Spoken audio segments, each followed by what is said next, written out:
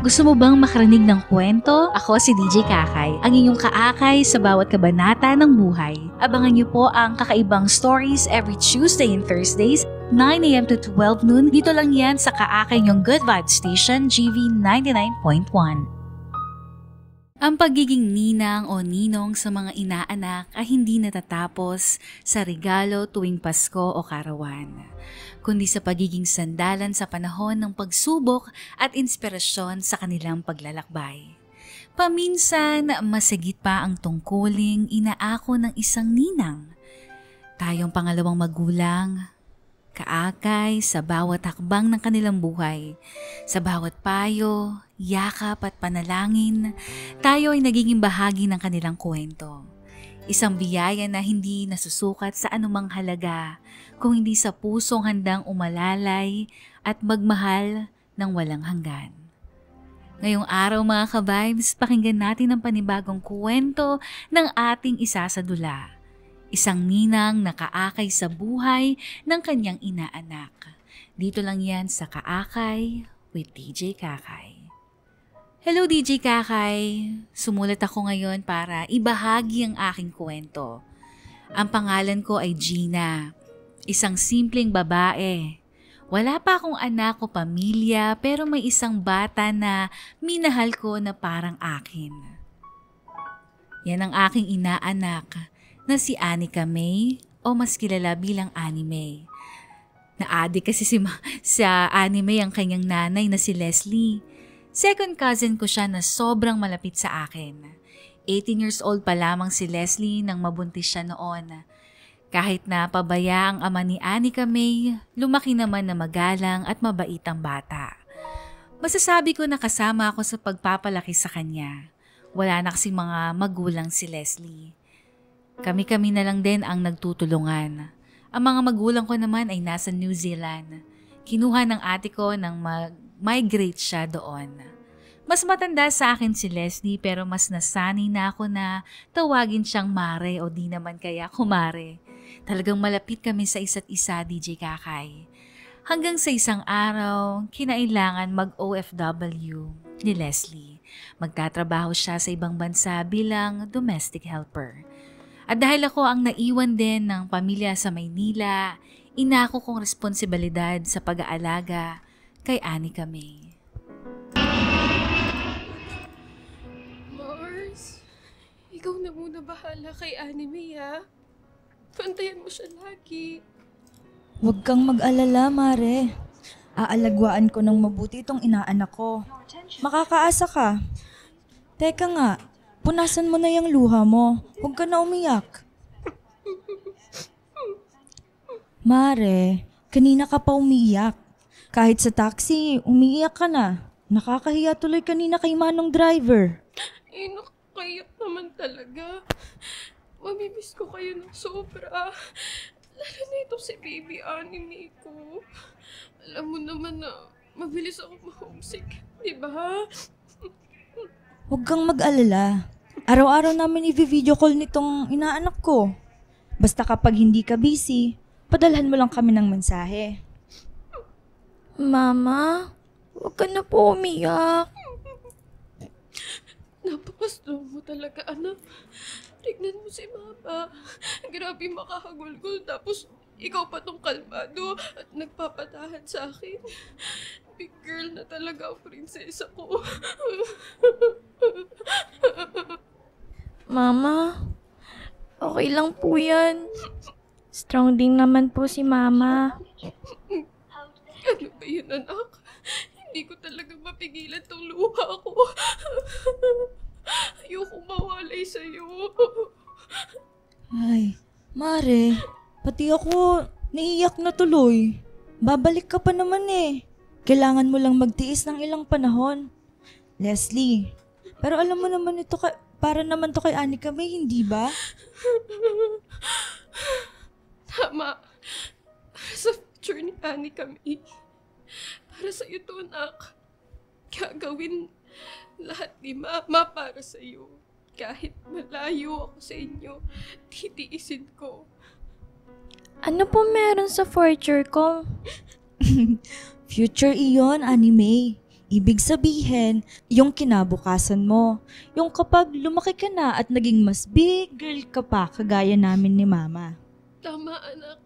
Kahit na matagal pa yun, kailangan lang kumita ng money ni Mama para paghandaan yun. Naiintindihan mo ba?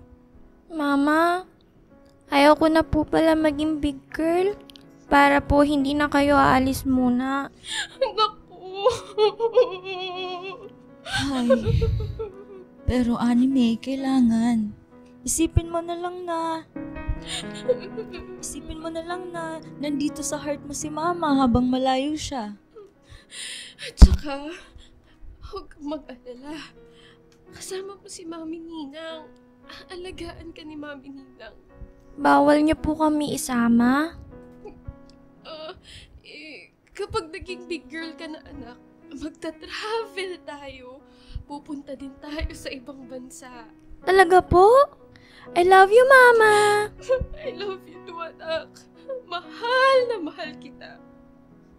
7 years old pa lamang si Anika May nung mag-abroad si Leslie. Nagpunta siya sa Dubai. Nang maiwan sa akin ang bata, ako nang tumayong nanay na kasama niya palagi. Sa akin siya nakatira at ako ang nag-aalaga sa kanya. Ako din ang naghahatid at sumusundo sa eskwelahan. Grade 2 na ang inaanak ko at maayos naman siya na estudyante sa kanilang paaralan. Dahil sobrang close na sa akin ang bata, nasanay din siya na tawagin ako bilang Mommy Gina o hindi kaya ay Mommy Ninang. Mami? Mami Gina! Anime, dahan-dahan naman anak. Huwag ka namang tumakbo, baka madapa ka. Tingnan mo, Mami. Nasira yun po yung bag ko. Hala, kaya pala ganyan ang paghawak mo. Akin na, ako nang magbubuhat. Wala namang nawala o nahulog mula dito. Wala naman po, Mami. Sayang naman. Favorite na bag mo pa naman ito. Tignan natin kung pwede pa ipagawa Pero mas maganda siguro na bumili na lang tayo ng bago, anak. Gina? Ikaw ba yan? Ate Nancy? Ikaw nga, Gina. At may anak ka na? Tignan mo nga naman Kaya ka siguro nakipag-break nun sa kapatid ko. Nagpabuntis ka pala sa iba, Asa naman ang tatay niyan? Hay, Ate Nancy, ba't naman ganyan kagad mag-isip? Hindi mo man lang ako tanungin ng maayos bago ka magsabi-sabi dyan. Aba, kitang-kita ko naman. Tinawag ka pang mommy ng bata, Hindi ko po anak si Anika. Kung ganon, kaninong anak yan? Anak siya ng second cousin ko. Ninang niya ako, kaya parang nanay na rin ang turing niya sa akin. Ay, Ikaw naman kasi, Ate Nancy, huwag ka kagad mag-assume ng mga bagay-bagay. ay, ganun ba? Pasensya naman, Gina.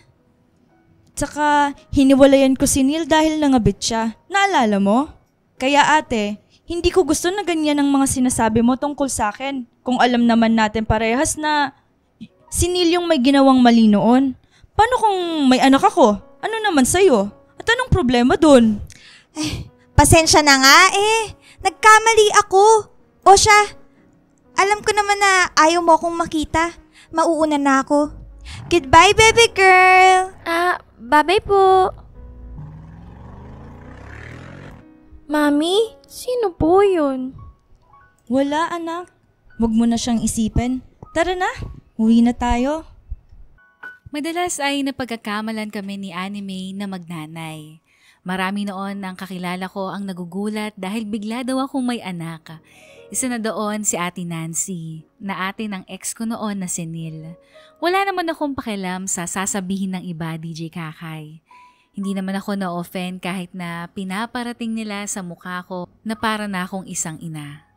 Sa totoo lang, pangarap ko din naman talaga maging ina. Sa tamang panahon siguro pa. Kapag nagkakilala na din ako ng tao na talagang para sa akin. Ayun nga lang, hindi ko alam kung kailan darating ang para sa akin. Dahil sa mga dati ko din na naging karelasyon, masasabi ko na nagka-trauma na ako. Oh, Mare. Mars, na-miss kita. Kumusta na kayo dyan? Nasaan si Anime? Kumusta na yung anak ko? Nasa eskwelahan pa si Anime. Mamaya susunduin ko na din. Nagtitikap lang ako nitong mga damit dito sa atin. Naku, mukhang madami pa yata yung gagawin mo, Mars. Hindi naman.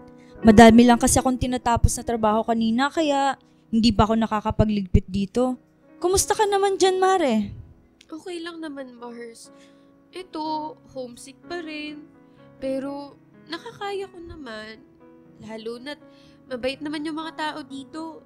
Kahit papano, masaya ako na kasama sila. Mabuti naman kung ganon. Halatang umiyak ka na naman. Mapula at pugto na naman yung mga mata mo, oh. Binanggit mo pa, Mars. Parang maiyak tuloy ako ulit. Ikaw naman talaga. Sige ka, makahagard ka kagad niyan. Ay, naku. Parang umidad na nga ako kagad ng 5 taon habang nandito. Ikaw naman kasi, Mare. Huwag ka namang magpapastress masyado. Alam ko na hindi madali pero pangalagaan mo din ang sarili mo. Lalo na wala kami dyan para alagaan ka. Okay lang ako, Mars. Talagang namimiss ko lang kayo dyan. Iba pa rin kasi talaga ang Pilipinas eh. Iba pa rin kapag magkakasama tayo dyan. Mare, wag kang mag-alala. Mabuti naman ang lagay namin dito. Tsaka, namiss ka din namin. Lalo na ni Anime. Lagi kanyang tinatanong sa akin pero alam mo ba, matalinong bata si Anime. Alam natin parehas na naiintindihan niya kung bakit kailangan mong magpakalayo. Kausapin ko ulit siya mamaya kapag nandyan na siya. Nangangamba din kasi ako baka lumayo yung loob ng anak ko sa akin. Hay, baka naman mag-overthink ka dyan Hindi naman lumalayo ang loob sa'yo ni Anika May. Mahal na mahal ka ng anak mo. Tsaka, lagi ko siyang kinakausap tungkol sa'yo. Salamat, Gina. Salamat talaga. Hindi ko alam kung anong gagawin ko kung wala ka. Simula noon pa lang, ikaw na ang tumutulong sa akin. Kahit nung nagbuntis pa lang ako, iniwan ako ni Tommy. Hindi maganda naging experience namin ni Leslie sa mga lalaki, DJ Kakay. Alam ko kung gaano kalala ang pinagdaanan niya kay Tommy, ang ama ni Anika May. At kahit nung nasa puder ko na ang bata, talagang nanggugulo pa rin ito. Tuwing ka-video call ko si Leslie, naikukwento ko sa kanya ang mga nakita kong pinupost sa social media ng panig ni Tommy. Wala naman talaga sa akin ang mga yon. Hindi ko naman sila pinakekelaman. Pero napansin ko na masyado silang mga paawa at pa-victim sa social media. Kunwari, pinagkaitan ng apo, pero pabaya naman at mukha lang pera. Ganon sila, DJ Kakay. Speaking of Tommy, nakita mo ba yung mga post ng nanay niyo sa Facebook? Ha? Ano? Nagpaparinig na naman ba?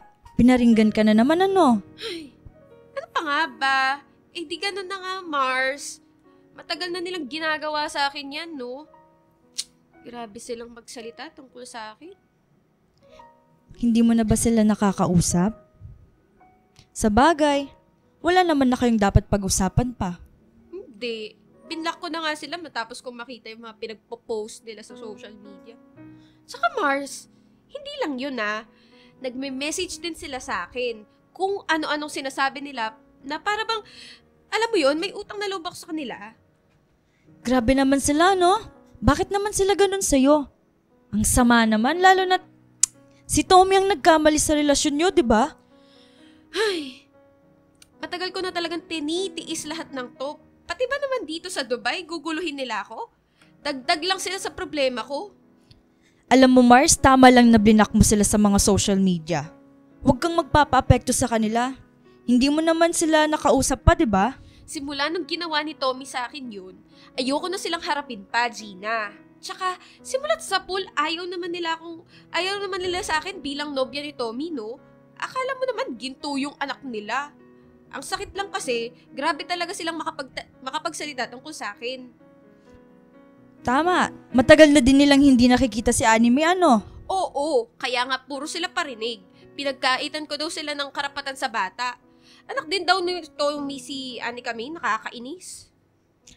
Ay, pero ang tanong, Nagpakatatay man lang ba si Tommy? Di ba hindi? Alam mo, Leslie, mabuti na lang na nandyan ka sa ibang bansa. At least, malayo ka sa ganong mga tao. Hindi ka na nila makukulit o mahaharas pa ng personal. Pero, kinakabahan naman ako para kay Ani kami. Kinakabahan ako para sa inyo. Bakit naman? Dahil, baka naman kayong kulitin nila dyan. Hindi naman nila ako malapitan dito, pero dyan sa Pinas, kayang-kaya nila kayong guluhin. Pero, hindi ko naman nahayaan na mangyari yun, Leslie. Alam mo naman, Mars, hindi ko lang maiwasan mag-alala. Sana naman, hindi nga yun mangyari, Mare. Hay nako, huwag kang mag-alala. Akong bahala. Tsaka hindi ko papabayaan si Anime. Sabi ko naman sa'yo, di ba, na proprotektahan ko siya? Hindi nila malalapitan ng inaanak ko. Hindi naman nangyari ang ikinakatakot ko, DJ Kakay. Kahit puro parinig ang pamilya ni Tommy, hindi naman sila nangungulit sa personal. Talagang ginawa ko din ang makakaya ko para makasigurado na protektado si Anika May. Naging maayos naman ang lahat sa loob ng 2 taon. Ang kaso, may pangyayari na hindi din inaasahan ng lahat. Buong mundo apektado. Uuwi na sana si Leslie noon mula sa Dubai pero nagkaroon ng lockdown dahil sa COVID-19. Hindi siya natuloy at kinailangan na mag-quarantine. Alam naman natin lahat kung gaano ito nakaapekto sa ating mga buhay. Hindi yon naging madali lalo na para kay Leslie na mag-isa doon sa ibang bansa. Ang mga naunang buwan ng pandemya ay nabalot ng pangamba at kulungkutan para kay Leslie. Nagkukwento pa siya noon na hindi siya makatulog dahil lang sa pag-aalala. Sobra akong naawa sa kanya, DJ Kakay. Nang mga panahon na yon, tanging dasal na lang din ang nagagawa ko. Hindi din kasi natin tiyak kung hanggang kailan matatapos ang lockdown. Hindi naman natin alam kung may makakalunas o may lunas pa ba ang COVID-19. Anime, bakit gising ka pa? Okay ka lang ba? Ang layo ng tingin mo dyan sa bintana ah. Ay, gusto ko na po lumabas, Mami. Anak, alam mo naman na hindi pa pwede, hindi ba? Hindi pa safe sa labas. Kailan po tayo pwede lumabas? Mami, ikaw po, nakakalabas ka na, di ba? Anak, syempre dahil kailangan kong bumili ng food natin. Tsaka kailangan ko kunin yung modules mo mula sa school. Pero for kids like you, hindi pa pwede. Hindi pa po ako pwede makipaglaro sa labas? O pumasok sa school? Anime, hindi pa. Ayaw mo naman na magkasakit, hindi ba? Kailangan natin manatili dito sa loob. Kapag nawala na ang COVID at safe na tayong lahat, saka lang tayo pwedeng lumabas. Kailan po mangyayari yon, Mami Ninang? Hindi pa natin alam, Anime. Pero panigurado malapit na. Mami Ninang, makikita ko pa po ba si Mama? Uuwi pa po ba siya? Anak ko, uuwi pa si Mama, okay? Malapit na siyang umuwi. Pero, sinabi niyo din po yan dati. Hindi naman nangyari, Mami. Buong mundo naka-lockdown, Anime. Kaya, hindi din siya makasakay ng eroplano. Kaya hindi rin siya makauwi sa atin dito. Paano po kung iwan na talaga ako ni Mama? Mama! Hindi na ba siya babalik? Anika May, hindi totoo yan. Uuwi si Mama, okay? Hindi ka niya iniwan lang. Babalik siya. Tandaan mo yan, malapit na siyang umuwi, anak. Makakasama din natin si Mama. Gusto ko na siya makita, Mami Ninang. Gustong-gusto ko na ding makita ni Mama. Malungkot na malungkot din siya ngayon at gusto niya nang umuwi dito. Tahan na, Anime. Huwag ka nang umiyak, Shh, makikita din natin siya. Hindi talaga naging madali ang lockdown at pandemic para sa amin. Nawalan pa ako ng trabaho noon, DJ Kakay. Hindi ko alam kung paano ko ikakayod ang lahat. Tila tumigil ang mundo. Mabagal ang pag-ikot. Bawat buhay natin ay nakahinto. Pinasok ko ng lahat ng trabaho na pwede kong kunin sa online. Kahit live online selling na pumatok noon ay sinubukan ko na din. Para sa akin, ang hirap na magkaroon ng responsibilidad. Ang hirap na intindihin ang lahat. Lalo na ang maging guardian ni Anime habang ang nanay niya ay mag-isa sa ibang bansa. Lumala pang lahat ng mabalitaan namin na nagka-COVID si Leslie. Labis kaming nangamba at nagalala sa kalagayan niya sa ibang bansa. Hindi madali ang malayo sa kanya, lalo na noong COVID outbreak at tila ang kalusugan ng lahat ay nanganganib mula sa virus. Ipinagdasal ko na sana kaagad na lang siyang gumaling at kami ni Anika May ay malayo sa sakit. 4 na taon na noon na nasa abroad si Leslie, walang magawa habang kami ay gustong-gusto na siyang makasama. Late 2021 nung nagsiuwian na din ang mga OFW mula sa iba't ibang bansa. Ngunit si Leslie, dahil sa hirap at kulang ang ipon, mas pinili niya na manatili doon para magtrabaho. Hello? Hello? Leslie? Leslie, andyan ka ba? Naririnig mo ba ako? Hello, Mare? Oh, ba't napatawag ka? Ay, talaga bang hindi ka uuwi? Ano bang balak mo? Nag-aalala kami dito. 4 na taon ka nang hindi nakikita ng bata, Leslie. Ay, pero ano bang choice na meron ako, Mars?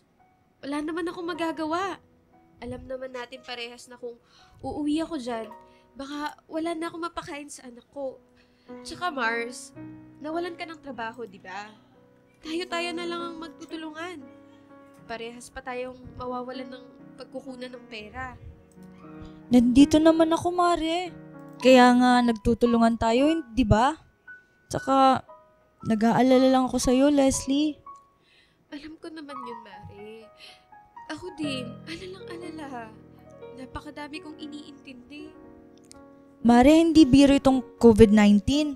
Nagsisiuwian na ang mga OFW na kagaya mo. Dahil kahit man lang katapos ng lahat ng to, makasama nila yung mahal nila sa buhay. Ayaw mo bang makasama si Anime? Ayaw mo bang makapiling ang anak mo? Kung alam mo lang, araw-araw dinudurog ang puso ko kapag nakikita kong umiyak siya dahil nangungulila siya sa'yo. Gusto ko na siyang makita, Gina. Alam mo naman yun. Gusto ko nang makita at makapiling si Ani kami. Mas na-miss ka na niya, Mare. 4 na taon na namin na hindi nakikita. 4 na taon na wala ka bilang mama niya. Mari, sinasabi mo ba to? Dahil hindi mo na kayang responsibilidad? Hindi mo na ba kayang alagaan ng inaanak mo? Leslie naman, hindi yun yung gusto kong iparating. Mahal na mahal ko si Anime. Hindi ako kailanman magsasawa na alagaan siya. Pero anak mo siya. Kailangan ka niya. Kahit na andito ako bilang pangalawang nanay niya, gusto ko din makapiling ni Anime. Pansensya ka na, Mare. Napakadami mo nang ginagawa para sa amin ng anak ko. Alam ko, hindi din to madali para sa'yo.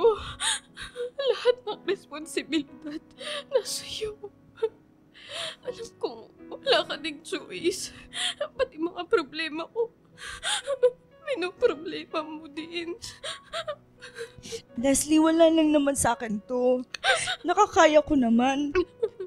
Sinabi ko sa'yo na kaya kitang tulungan noon pa man. Napaisip lang ako na wala ka naman dapat responsibilidad sa amin. Pero mas pinili mong magpakananay din kay Ani kami. Gina, salamat ah. Maraming salamat talaga. Hindi ko alam kung paano susuklian lahat ng to. Leslie, please. Para kay Anika. Kahit para kay Anika lang, umuwi ka na. Bigyan mo lang ako ng ilang pampon, Mari. Tapos ng ilang buwan, uuwi na talaga ako. Gusto ko lang ulit makaipon. Mga ka-vibes, yan ang unang bahagi ng ating kwentong pinamagatang Ninang Inang. Sa inyong palagay, tama ba ang ginawa ni Leslie na iniwan ang kanyang anak na si Annie Mae sa kanyang ninang? Ano nga ba para sa inyo ang totoong responsibilidad ng isang ninang o ninong? Mga ka-vibes, ating abangan kung uuwi nga ba si Leslie pagkatapos ng pakiusap sa kanya ni Gina. Abangan nyo yan sa susunod na parte ng ating kwento dito sa Kaakay with DJ Kakay. DJ Kakay, ang ipinangako niya na ilang buwan ay umabot ng 1 pang taon. Hindi pa rin nagawang umuwi ni Leslie sa Pilipinas. Nanatili siya sa Dubai para maging OFW at magtrabaho. Hindi ko mapaliwanag ang nararamdaman ko. Bilang kumari niya, naiintindihan ko naman ang plano ni Leslie. Alam ko mas lalong mahirap ang lahat dito sa Pilipinas. Pero sa paglipas ng panahon na hindi siya nakakauwi, kay Anika Mae ako labis na nag-aalala. Dinudurog pa rin talaga ang puso ko dahil alam kong nangungulila siya sa kanyang ina. Nakita ko kung gaano unting-unting lumalayo ang loob ni Anika Mae kay Leslie. Pilit ko mang ipaliwanag ang lahat sa kanya at tulungan sila, talagang naging mailap na ang bata na si Anika Mae. 11 years old na si Anika Mae, grade 6 na siya at hybrid ang kanilang klase. Face-to-face pero madalas ay online classes din. Oh, Anika, tapos na bang online classes mo? Heto, magmerienda ka na muna. Ano po yan? Donuts? Oo, nak. Gusto mo din ba ng orange juice pag ditimpla kita? Wag na po, Mami.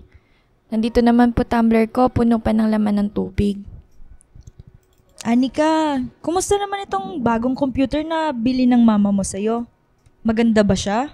Aba, mukhang maganda. Tignan mo, may ilaw-ilaw pa. Okay lang naman po, Mami. Mabuti pala at ito ang pinili mo, imbis na laptop. Akala ko ba gusto mo yung nadadala mo lang sa school? Ito po pinili ko para makagamit din kayo, Mami. Ha? Talaga? Naku, naisip mo pa talaga ako. Di ba po naghahanap kayo ng part-time work? Uso po di ba yung online-online? Pwede na din po kayo mag-work dito kaysa dun sa lumanyang PC. Aba, nakakatuwa ka naman talaga, Annie Mae. Ang dami mo na alam tungkol sa mga ganitong bagay. Tsaka, nga pala, nakausap mo na ba si mama mo? Bakit hindi mo siya tawagan, anak? Tawagan natin. Video call. Panigurado, hindi na siya busy sa mga oras na to. Po? Mami Ninang, wag na po muna siguro. May mga assignment pa po kami.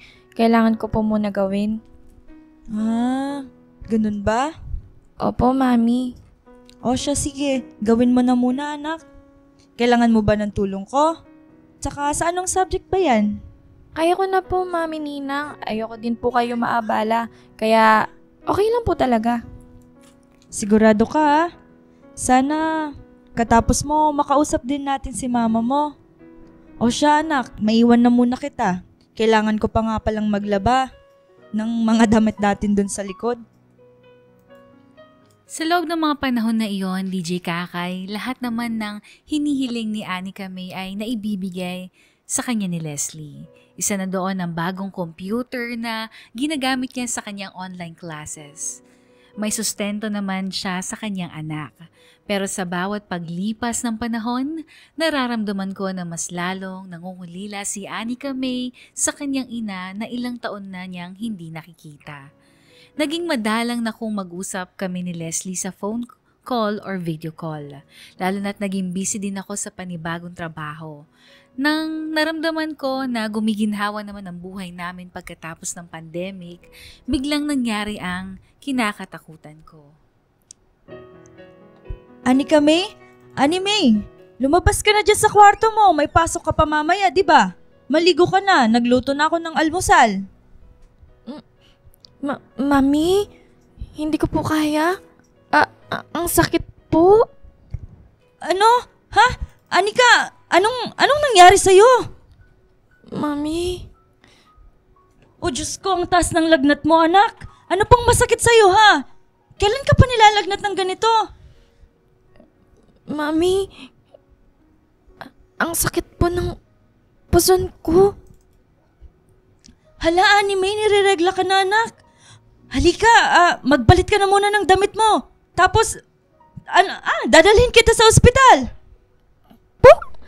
Hindi po ba normal lang naman po ito? Bakit niyo po ako dadalhin sa ospital? Mami, ayoko po pumunta sa ospital. Pero napakataas ng lagnat mo, nak. Makinig ka na lang kay Mami Ninang, okay? Alam kong natatakot ka sa ospital pero nandito si Mami. Magiging okay ang lahat. DJ Kakay, nagkasakit si Anime. Kaagad ko siyang dinala sa hospital. Doon ko nalaman na may UTI pala siya. Kinonfine siya noon at habang binabantayan ko siya, sobra ako naglala para sa kanyang kalagayan. Bilang ninang at tumayo bilang pangalawang ina niya, hindi ko makaya na makita siya sa ganong kalagayan. Nakahiga sa kama ng hospital, nakaswero, ininda ang sakit niya kahit na pinipilit niyang ngumiti sa akin. Hindi man ako ang tunay na ina ni Anika May pero talagang ang pagmamahal ko sa kanya ay parang totoong anak na din. Sa loob ng ilang taon na nasa akin siya, na ako ang nag-aalaga sa kanya at naging kasama niya sa kanyang paglaki, kaagad ko namang pinaalam kay Leslie ang mga nangyari. Umiyak siya nang malaman niya at alalang-alala siya sa kanyang anak. Kausap ko siya sa phone call habang nasa labas ako ng hospital. Huwag ka nang umiyak, Leslie. Maging maayos din ang kalagayan ng anak mo at saka nabili ko na yung gamot niya. Salamat, Mars.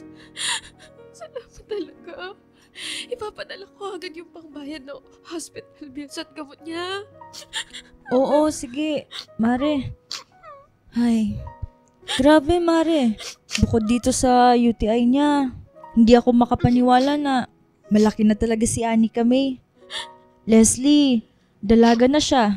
Nireregla ng unika iha mo. At hindi niya ako kasamang lumaki. Leslie, hindi ka na ba talaga makakauwi ngayong taon? 2022 na. Ilang taon nang lumipas, oh. Malapit na din ang graduation ni Anika May. Sa susunod na taon, magiging high schooler na siya. Uuwi ako, Gina. Huwag kang mag-alala. Gagawa ko ng paraan. Magkakasama na din tayo ni Anika May dyan. Sige, basta balitaan mo ko, ah. Oo, Mari. Sisikapin ko makauwi ngayong taon. Hay, sa wakas, makakauwi na rin si Leslie. Magkikita na sila ng anak niya. Hoy Gina, asan ang anak ko? Asan si Anika May? Saan kwarto siya dito sa ospital? Tommy? Anong ginagawa mo dito? Ano pa, di kukunin ang anak ko. Asan siya? Ilabas mo siya. Huwag kang mag-iskandalo dito. Hindi mo makukuha si Anika May, Tommy. Dahil wala ka namang karapatan sa kanya. Ako pang walang karapatan. Tatay ako nung bata. Ikaw, sino ka ba? Bakit mas marunong ka pa hindi ka naman ang nanay? Wala kang karapatan dahil wala ka namang kwentang ama. Wala kang karapatan na sabihin sa akin yan. Napakapakialamera mo. Hindi dahil sa'yo. Kung hindi dahil sa'yo, matagal na nasa poder namin si Anika. Huwag mo nga akong niloloko. Ilang taon ang lumipas pero wala ka naman talagang ginawang tama para sa anak mo, para kay Anika May. Tapos, isisisi mo sa ibang tao? Ano bang paki mo? Basta ibigay mo sa akin ang anak ko. Ha? Ngayon ka lang ulit maghahabol kasi nakipaghiwalay ka doon sa single mom na pineperahan mo. Wala kang alam. Alam na alam ko mga kalukuhan mo. Kaya pwede ba? Pabayaan mo na kami. Masaya na sa amin si Anika May. Asan siya? Kailangan ko siyang makita. Huwag ka namang gulo. Tumigil ka na, Tommy. Hindi ko ibibigay sa'yo at sa pamilya mo si Anika May. Itaga mo pa yan sa bato. Hindi ko inaasahan na sa araw na iyon, makikita at makakasagutan ko pa si Tommy, ang ex ni Leslie at ang ama ni Anika May. Hindi ko naman siya hinayaan na makita at mahawakan kahit hibla lang ng buhok si Annie May. Galit na galit din talaga ako dahil napakakapal talaga ng mukha ng lalaking yon. Panibagong kwento pa siguro kung isasadula ko ang nangyari sa kanila ni Leslie DJ Kakay. Makalipas ang 2 araw, nakauwi na din kami mula sa pagka-confine si Annie May. Mabilis naman siya nakarecover mula sa sakit. Isa sa ipinagpapasalamat ko sa Diyos ay naging maayos naman ang lahat. Bumalik siya sa eskwelahan na mas masigla at masaya. Ilang linggo ko din na inilihim sa kanya na nalalapit na ang pag-uwi ng kanyang mama. Gusto ko itong maging sorpresa para kay Annie May. Mami Ninang, nandito na po ako. Anak, andyan ka na pala. Magpalit ka na ng damit at tignan mo, pawisan ka. Mami, may papakita po muna ako sa inyo. Ha? Ano naman yan? O wag mong sabihin na papakita mo sa akin yung crush mo, ha? Naku? Hindi po. Gusto ko lang po ipakita sa inyo itong naging activity namin kanina. Talaga? Ano yan, Nak? Patingin nga ako. Ito po, oh. Kailangan kasi namin na i-drawing yung pinaka-importanting tao sa buhay namin. Din-drawing po kita, Mami Ninang. Tapos, nasa airplane si Mama, dun sa malayo, sa far away. Nagustuhan niya po ba? Hala, oo naman, anak. Anak, ang ganda neto. Napakaganda, ang galing mo naman. Mami, para po sa akin, best mami kayo. Tapos si Mama naman, best mama. Maswerte po pala talaga ako na 2 nanay ang meron ako. Halika nga, payakap nga ako. Masyado mo namang pinapalambot ang puso ko, Nak. Naiiyak na tuloy si Mami. Huwag ka iiyak, Mami. Bawal drama. Paano ba naman kasi, anak? Napaka-sweet mo. Pero, Mami, tama naman po ang pangarap ko, diba? Ha? Ano ba yung pangarap mo, Nak? Tinanong po kasi kami sa klase namin kanina. Sabi ko po, pangarap ko na makita at mayakap ulit si Mama na nasa malayong lugar. Talaga? Yun ang pangarap mo, anak? Opo, matagal na. Nak, paano kung sabihin ko sa'yo na makakasama mo na si Mama? Ano po? Uuwi na si Mama, Nak. Uuwi na siya. Magkakasama na kayo. Mayayakap mo na siya. Mami, totoo po ba? Darating na si Mama. Dumating na din ang pangarap at ang pinakahinihintay ni Anika May. Araw ng Huwebes noon, bumiyahe kami ni Anika papunta sa airport para abangan at hintayin ang paparating na si Leslie. Sobrang excited na excited si Anika May. Talagang napakaganda ng ngiti sa labi niya habang nandun kami at pinapanood ang bawat paglabas ng mga pasahero na mula sa iba't ibang bansa. Hindi ako makapaniwala noon na ilang taon na naming hindi nakasama si Leslie. Talagang kay bilis ng panahon. Napakadami din ng nagbago at nangyari sa aming buhay. At patuloy itong nagbago, DJ Kakay, nang umuwi si Leslie, dala-dala ang isang revelasyon na mas magpapabago ng lahat. Mami Ninang! Andiyan na po yata si Mama! Andiyan na siya!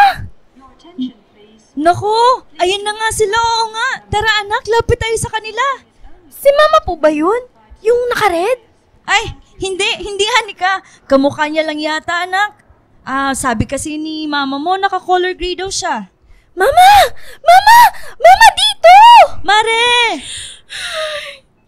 Namiss ko kayo sobra. Ani kami, anak. Mari!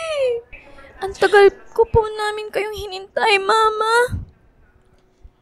Leslie, tumaba ka lang ba kaya malaki ang tiyan mo o talagang buntis ka? Mars, papaliwanag ako. So, totoo nga na nabuntis ka? Nakasuot ng gray na jacket si Leslie at kahit na mas maluwag yon sa kanya, halata pa rin na nakaumbok at bilog na bilog ang kanyang tiyan. Nagulat ako noon, DJ Kakay. Bigla na lamang siyang uuwi na nagdadalang tao pala. Isang bagay na matagal na niya din palang inilihim sa akin. Parang gusto kong magwala. Pakiramdam ko ay pinagtaksilan ako ni Leslie na matalik kong kaibigan. Hindi ko natanggap na nagsikreto siya ng ganong bagay sa amin. Magpapaliwanag ako, Mars. Please. Makinig ka naman sa akin, oh. Anika May, dumiretso ka na muna sa kwarto mo. Mag-uusap lang kami ni mama mo. Okay po, Mami. Mars, galit ka ba sa akin? Tinatanong mo pa ba talaga yan, Leslie? Aba, oo! Oo, galit ako, Leslie. Ilang buwan na yan? Ilang buwan na ba yung nasa tiyan mo, ha? Ni hindi mo man lang nagawang sabihin sa amin? Huwag ka namang magalit, Gina. Magpapaliwanag naman ako. Bakit, Leslie? Wala ba akong karapatan na magalit, ha? Nagpapakahirap ako sa pag-aalaga kay Anika ng ilang taon. Tapos ano? Uuwi ka dito na may panibagong dala? Leslie naman, nag-iisip ka man lang ba? Pinahalagahan mo man lang ba kami ng ganyan? Naisikreto mo pa talaga sa amin? I'm sorry, Gina. I'm really sorry. Na-in love lang ako kay Anan. Hindi ko naman inaasahan na mangyayari to. Please, patawarin mo ko. Ha? Kaya ba hindi ka makauwi dito, Leslie? Dahil ba sa lalaking yon? Ano? Magsalita ka? Asan na ngayon yung lalaking yon, ha? Mag-isa ka pa rin na umuwi ngayon. Hindi ka ba pinanagutan nun? Hiniwalayan niya ako.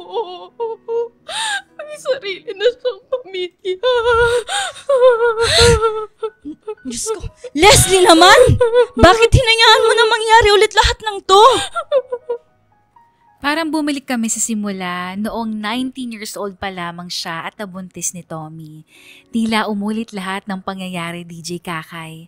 Alam ko naging harsh din ako kay Leslie sa aking naging reaksyon at sa mga sinabi, pero aaminin ko na talagang na-disappoint naman ako sa mga desisyon niya sa buhay. Nang umuwi siyang buntis, simula nun ay nagkaroon na talaga ng lamat ang aming relasyon.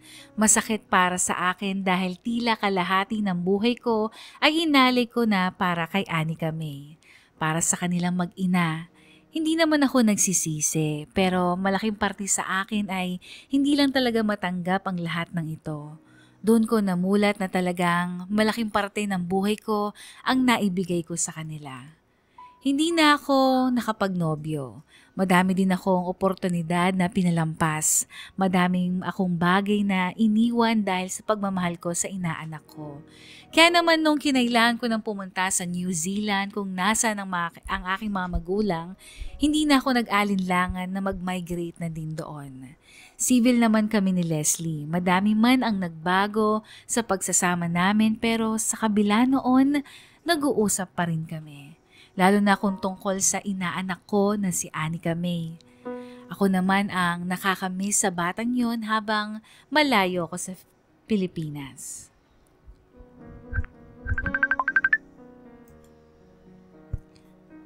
Anika May, si Mami Ninang to. How are you, anak? I miss you. Wow! Lalo ka gumanda, Mami Ninang. Napaka-blooming, no? Siyempre, dahil sa ninong mo, nak.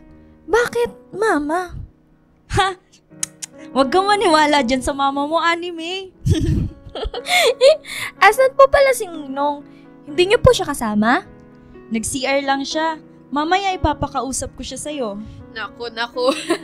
Magno-nosebleed lang kami dun sa konyo mong future husband.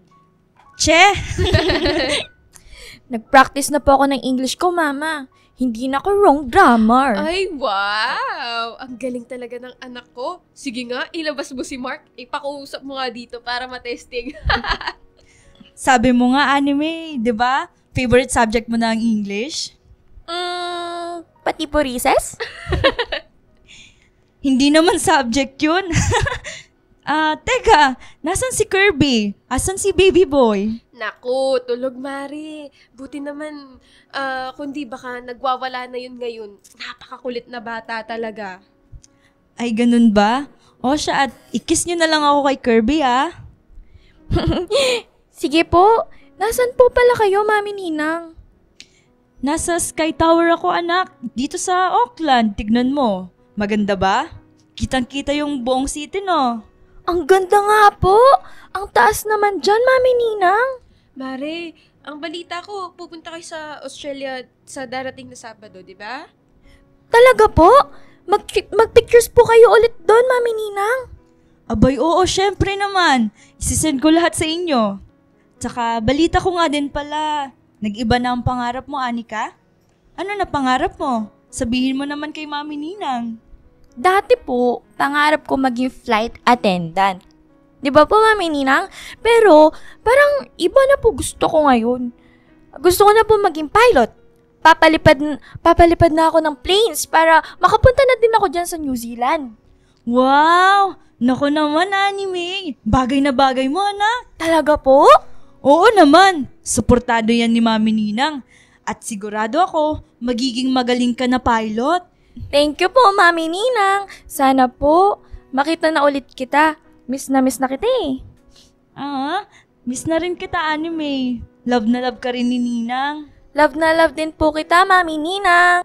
Isang taon na ako noon sa New Zealand nang makilala ko si Mark. Isang Filipino din pero doon na lumaki. Mabait siya, maginoon at talagang minahal ako ng buo. Dahil na rin sa edad ko, hindi na ako nagdalawang isip pa noong yayain niya ako magpakasal. After 6 months of preparation, kinasal din kami, DJ Kakay. Ngayon ay nakatira na ako at nakabase sa New Zealand kasama ang asawa at ang aking pamilya. Hindi pa kami nabibiyayaan ng anak dahil kakakasal pa lang naman namin sa isa't isa. Hindi rin naman kami nagmamadali dahil gusto namin parehas na maging handa sa lahat ng bagay. Pero kahit na wala pa akong anak ngayon, nakatatak naman sa puso at buong buhay ko na minsan na akong tumayo na pangalawang ina sa inaanak ko. Isang responsibilidad noon na inako ko at hindi ko pinagsisisihan. Marami man ang pagsubok ang aming napagdaanan pero ito ang humubog sa aming lahat. Patuloy naman na lumalaking mabuti at mabait si Anika May. Ganon din ang kapatid niya na si Kirby. Kaso nga lang may pagkamakulit ang batang iyon. Kahit na hindi ko siya inaanak, nasasanay na din siya na tawagin akong Mami Ninang. Para sa akin, para sa mga totoong anak ko na talaga, parang totoong anak ko na talaga silang maituturing. Maraming salamat DJ Kakay. Maraming salamat sa pakikinig. Muli ito si Gina, mas kilala bilang Mami Ninang ng pinakamamahal ko na sila Annie May at Kirby.